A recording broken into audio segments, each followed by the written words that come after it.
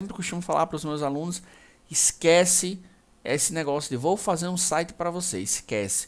Você vai criar uma solução para ele que vai trazer um excelente ou um fantástico retorno financeiro. Isso tem um impacto muito maior. Então, uma boa conversa é muito importante, às vezes até essencial, não é? E saber fazer as perguntas corretas. Mas aí você pode falar, poxa, Adriano, mas você não deu exemplos de perguntas. Então, vamos lá, vamos supor que o cara vende aí um artesanato, né, que só ele cria e tal. Então, a ideia é, eu não conheço a área de artesanato, né? Uma suposição, não conheço nada sobre artesanato. Então, eu vou perguntar a ele qual é o público dele, o que é que o público dele gosta, o que é que chama a atenção do público dele, o que é que não chama, o que é que espantaria esse público, o que é que atrairia esse público. Então essas perguntas, cada pergunta que eu faço e cada resposta, eu vou anotando. Se for um lugar que eu não esteja com notebook, eu pego meu bloquinho de anotações, caneta e faço todas as minhas anotações. Se eu tiver com notebook, se eu tiver com qualquer outra ferramenta, eu vou digitando lá no meu arquivo de texto e vou salvando.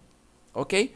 Um segundo ponto que eu acho fundamental também é a questão de você ficar atento aos detalhes. Aí você fala, poxa, mas eu vou ficar atento aos detalhes? Como assim? Vejam só, eu tive um cliente que foi um arquiteto, né? Na sala do arquiteto tinham quadros bem interessantes. O arquiteto ele não usava aquelas roupas mais formais, nada de terno, não. Ele tem um estilo bem diferente, assim, bem jovem, apesar de ele já ter seus 40 e poucos anos, não falando que isso é velho, mas ele tinha um espírito assim de uma pessoa de 20, 25 anos, e a postura dele era de um jovem.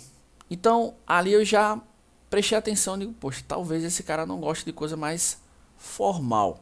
Não é? Então comecei a olhar os quadros, eu comecei a olhar a forma com que ele se vestia, que eu sempre faço isso, né? Em geral, pelo estilo de roupa, pela postura da pessoa, você já consegue identificar um perfil do seu cliente. Então, por exemplo, eu tenho clientes advogados que estão sempre extremamente formais, de terno, gravata, que até a linguagem deles, a postura deles é impecavelmente, vamos dizer assim, restrita.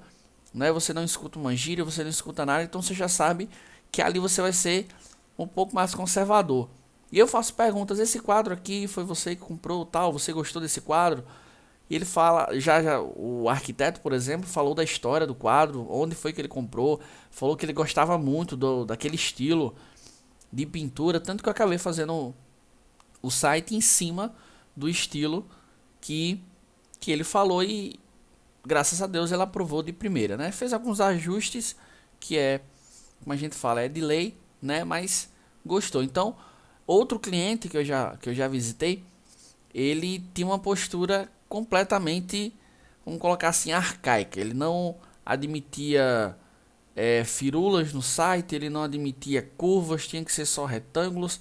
Então, eu já percebi essa postura dele, já criei um site bem mais formal e também foi aprovado. Então, esses detalhes eu acho importante. Às vezes você tem um cliente que fala muita gíria, fala completamente diferente da formalidade, então você já percebe, poxa, esse cara é mais mente aberta, ele é bem mais provável que ele aceite uma ideia inovadora, um layout diferente.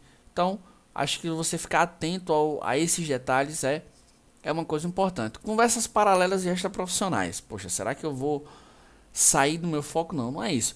Às vezes você está numa conversa, às vezes você está numa reunião com duas, três pessoas e surge um assunto, não é? Surge um assunto de futebol, surge um assunto de uma matéria que está rolando na internet, surge um assunto de algum caso polêmico que está. Às vezes, nessas conversas paralelas, elas são interessantes para alguns pontos. Por exemplo, o clima às vezes está tenso, às vezes você está fazendo um projeto que não é um projeto pequeno, às vezes é um projeto que já vem de problemas, né? Não sei se alguém já passou por isso, mas às vezes você pega um projeto que não está começando.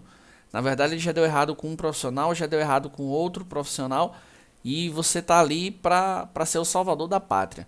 Então, às vezes, você dá uma quebrada na conversa, a conversa paralela ajuda bastante nisso. Não que você vá sair, quebrar o clima da reunião, não, é quando você tem a oportunidade, não é? Conversas extra profissionais, às vezes pode rolar, por exemplo, uma experiência que ele já teve em uma outra empresa, né? Se ele não for o dono da empresa dele, ou até se ele for, Pode rolar um trabalho que ele fez, não é? Que já ele criou um trabalho para alguém, ele falar do trabalho dele. Com essas perguntas você consegue arrancar muitas informações que te ajudam a, a criar o projeto e fazer com que ele aceite ou com que ele goste mais rapidamente. Um outro ponto que eu considero também muito importante é a questão da concorrência e a questão dos sites da concorrência. Então, por exemplo, vamos supor que você está indo fazer um site para um arquiteto, né? Quantos arquitetos existem no Brasil e quantos deles têm site? Vamos colocar aí milhares, não é? Então, uma pergunta que eu sempre faço: e a sua concorrência? O senhor conhece a sua concorrência? Eles têm site? O senhor conhece os sites? A resposta é em 99% dos casos sim, conheço. E aí onde entra uma resposta muito legal.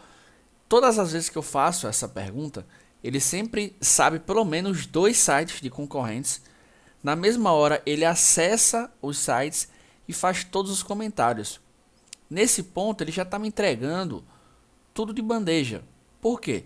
Ele entra lá em 2, 3 sites. Um exemplo, o último site que eu fiz para um advogado, ele na hora, quando eu fiz essa pergunta, se a concorrência, advogados que você conhece e tal, que tem sites, ele entrou em 3 sites, falou sem eu perguntar mais nada, falou tudo que ele gostava e tudo que ele achava bonito nos 3 sites, e falou tudo que ele não gostava, e falou o que ele queria, o que ele achava que seria interessante que tivesse, que aqueles sites não tinham. Pronto.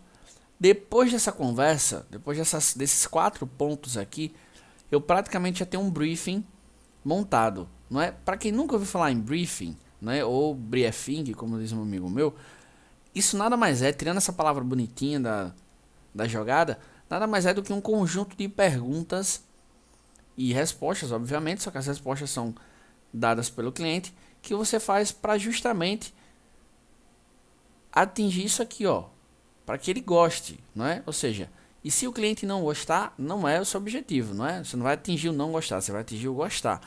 Então, o que é o briefing? O briefing é uma série de questões, não é? Qual o objetivo com o seu site?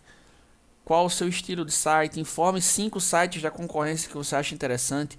Aponte falhas nesses sites que você gostaria que não tivessem tal falhas no seu site. Enfim, existem diversos modelos de briefing na internet. Então, se com toda essa conversa não resolveu, você pode tranquilamente chegar, entrega o briefing para ele, você fala: aqui está o briefing, responda por gentileza essas questões e envie para mim um arquivo de texto normal.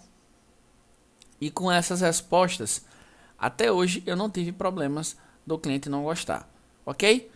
Então, espero que vocês tenham gostado, espero que tenha contribuído de alguma forma, e qualquer coisa é só vocês comentarem, ok? Um abraço a todos.